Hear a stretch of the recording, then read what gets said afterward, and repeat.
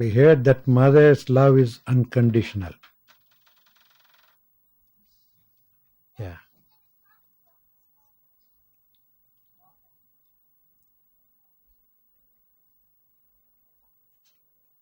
There is no business attitude. Mother always loves. Even the door screeches, mother loves. Huh?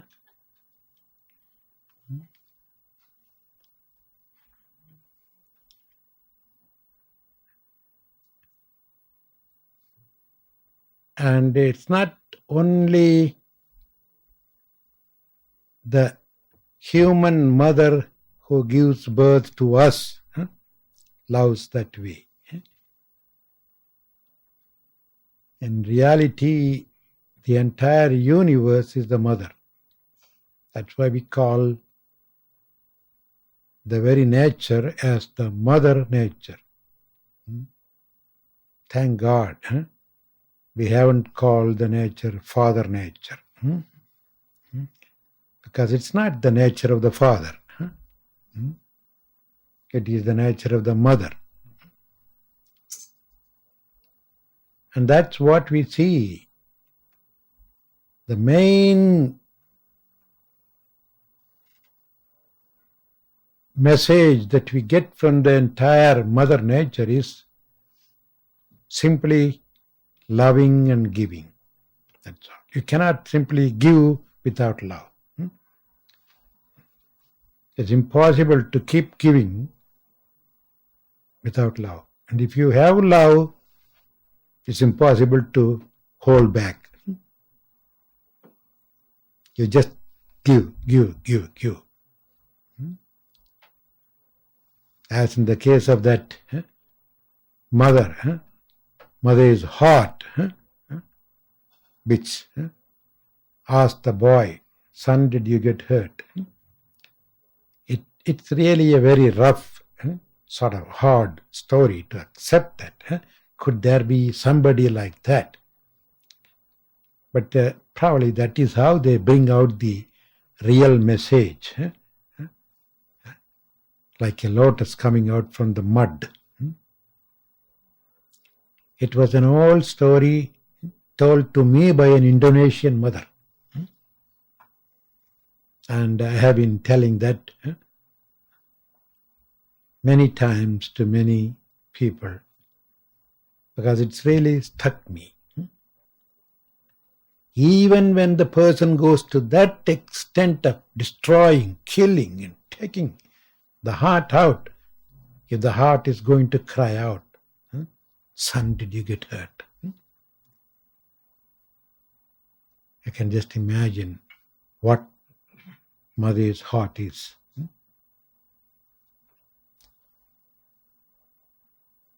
And that kind of unconditional love and unconditional giving is what we see from the very nature.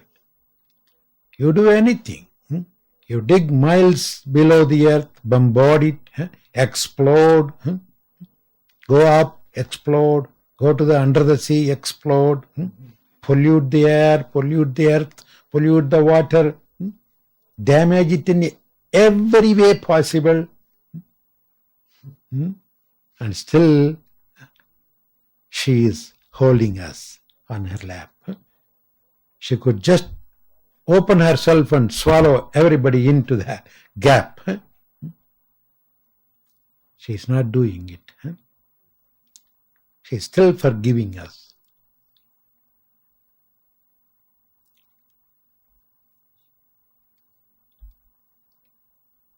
And that's what you call true sacrifice.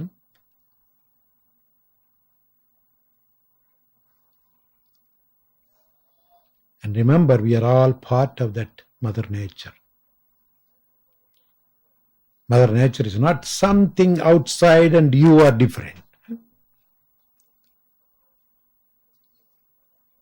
The person who calls that there is Mother Nature is also part of it.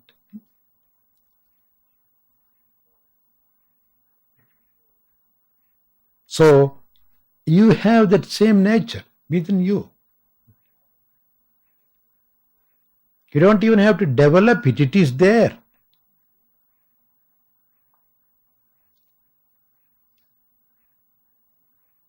But make sure that it doesn't get covered or colored by your selfish attitude.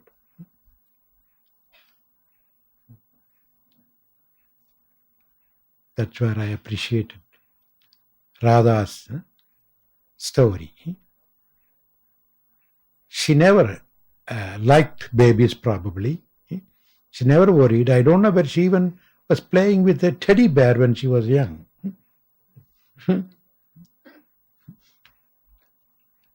Yeah, I know that. Until she became a mother, I knew her also. How analytic her mind was. Sometimes very stubborn. Poor Ramakrishna had really a terrible time. True. I hope Ramakrishna will agree with me. But the moment she became a mother, the story got changed completely.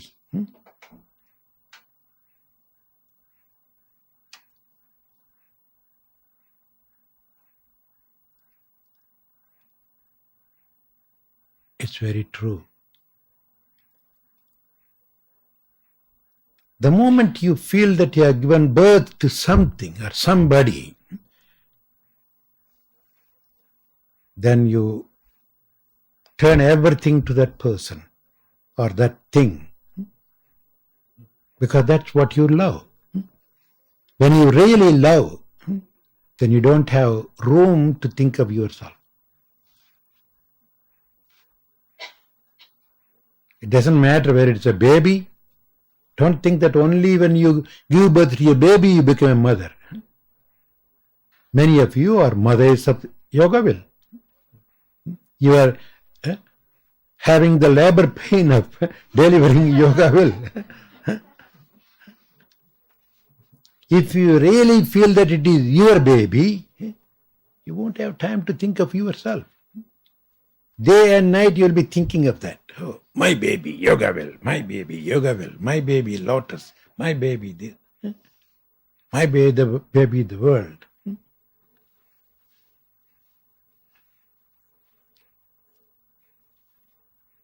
If you feel that yes, you have given birth to that, then your entire attention goes on to that. You lose yourself completely.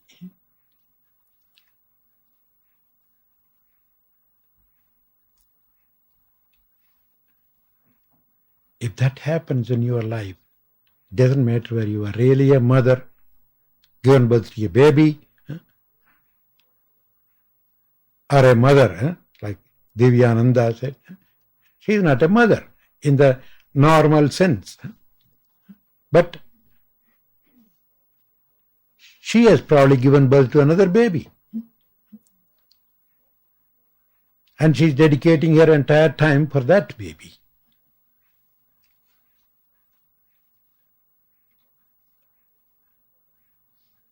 So in a sense, all those who have dedicated their life for the benefit of the entire nature are mothers. They should put themselves as mothers. Because only mother can project that kind of love. I'm again and again saying, because father is something terrible. It's not. It's made that way. You cannot change it. Father is father. Fathers do not get upset. The fathers also should become mothers. Yes, that's what he says. You may not be giving birth to a baby, but you are giving birth to various other things. So in a sense, everybody is a mother. Everything is a mother. That's why Mother Nature.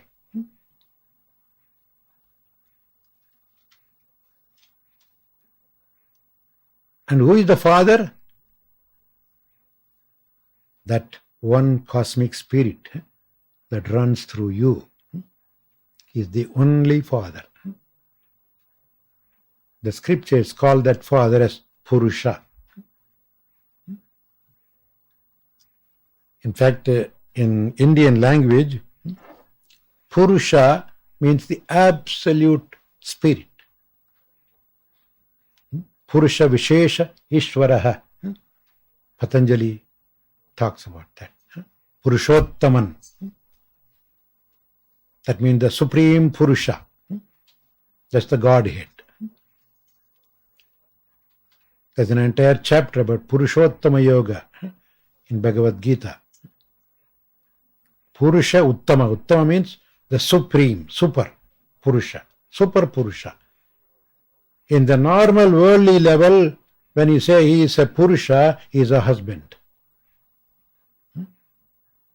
Purushan and Patni. Husband and wife. Husband is called Purushan. Who is your Purusha? She will say, so and so. The root is Paurushyam. That means the incentive, I, me, but not the lower I, me, limited I, me. It is the universal I, me. So it is that cosmic Purusha that functions through all these mothers. So in a way, we are all wedded to that Purusha. No matter who you are. Male, female, dog, cat, horse, donkey, doesn't matter. They are all wedded to that one Purusha. God. God is the only husband. And we are all wives. And we don't stay as wives. Because God doesn't marry a wife just to keep her as a wife. She has to become a mother. So we all become mothers. We are all mothers. And we are giving birth to various things. Sometimes even daily. There's no population control in that. Ideas. You are giving birth to your ideas.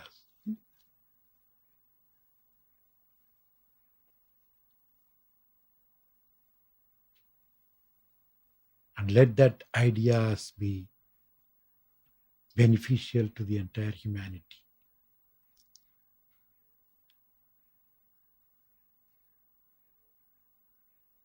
Let that be a motherly idea.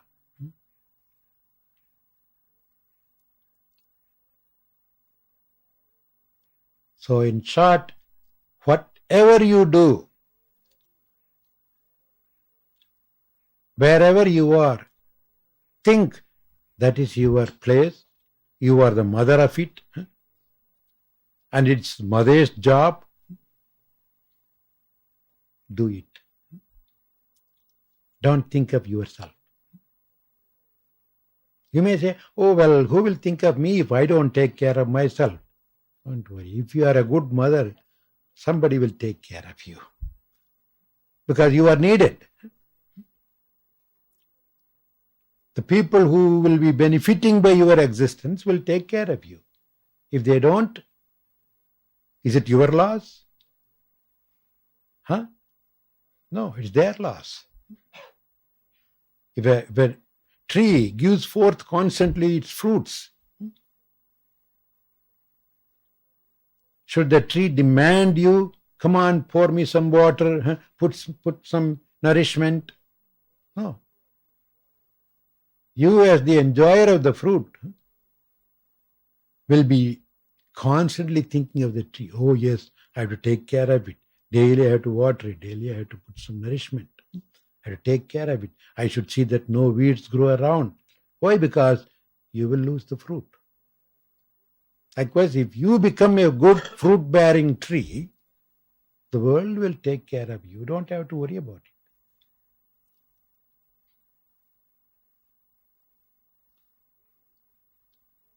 The people who think of themselves much are not really good mothers.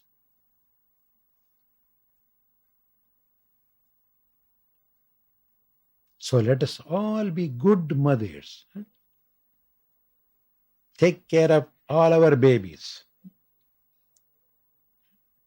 in whatever name and whatever form the baby is.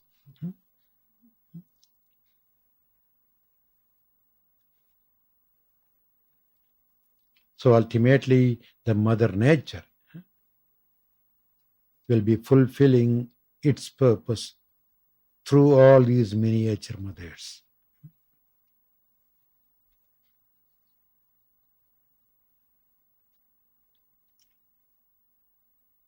Let's take that as a sort of good message for the Mother's Day and try to be good mothers.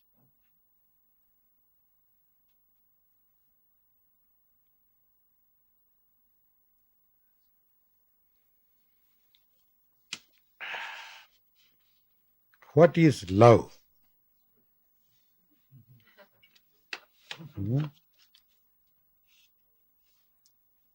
A love is something that you offer even before you are asked. And probably that's why I gave you all about love even before I read the question.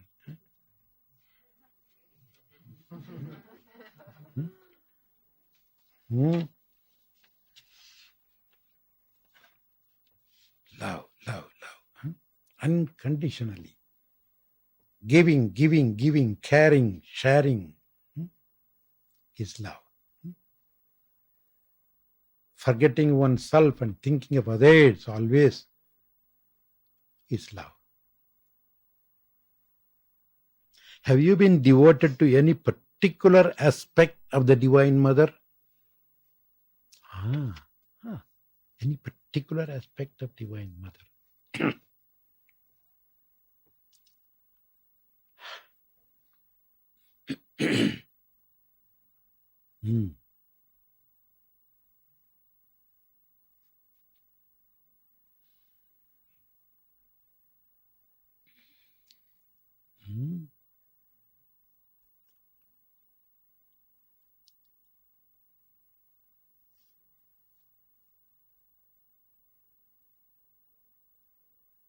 Well, when you take one particular aspect,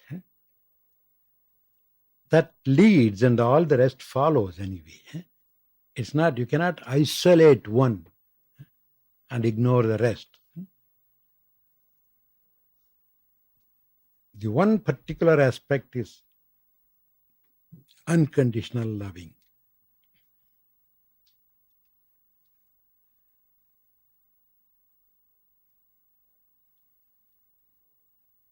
That in the Hindu system, pantheon, if you want to call it that way, you call it Parashakti, the supreme goddess.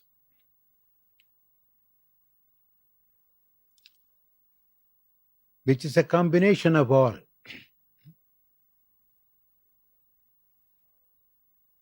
The wisdom, the love, the strength,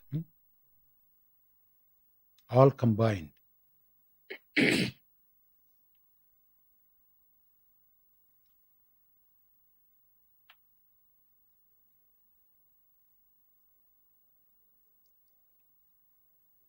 Even the so-called masculine gods in the Hindu pantheon, you have the Rama, Krishna, Shiva, and so on.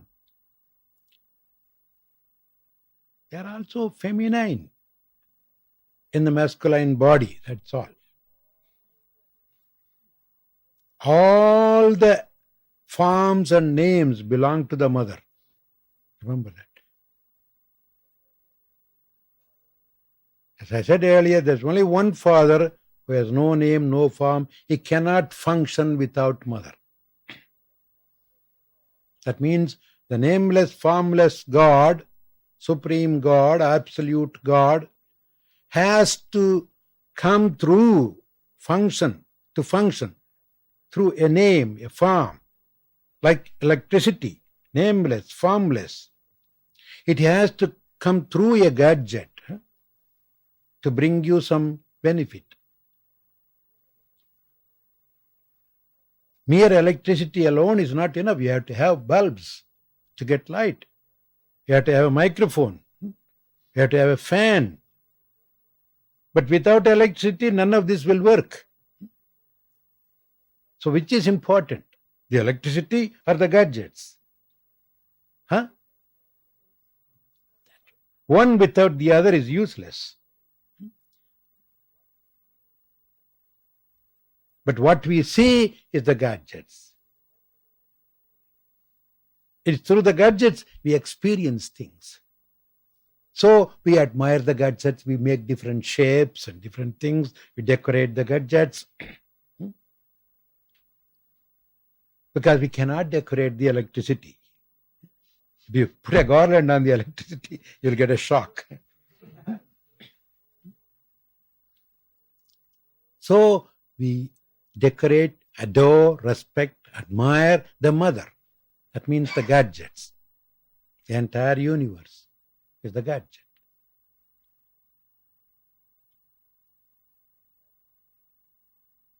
But through that, the Supreme Spirit.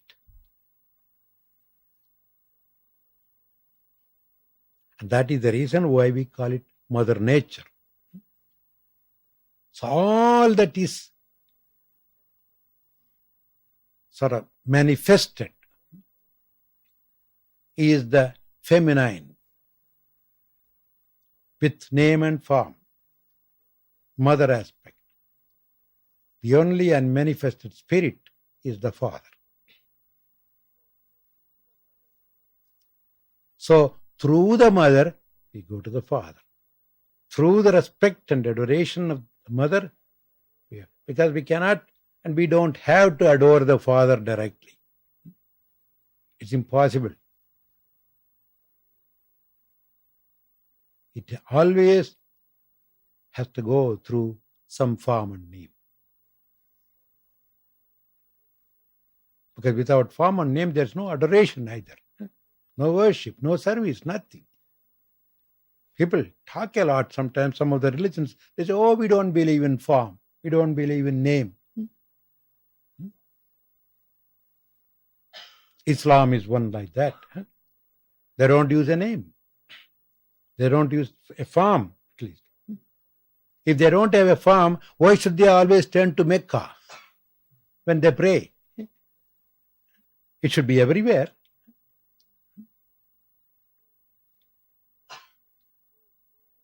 So even the people who say deny form and name have some form and name. It's impossible to function without that. So know that the all-pervading motherhood that functions through various gadgets,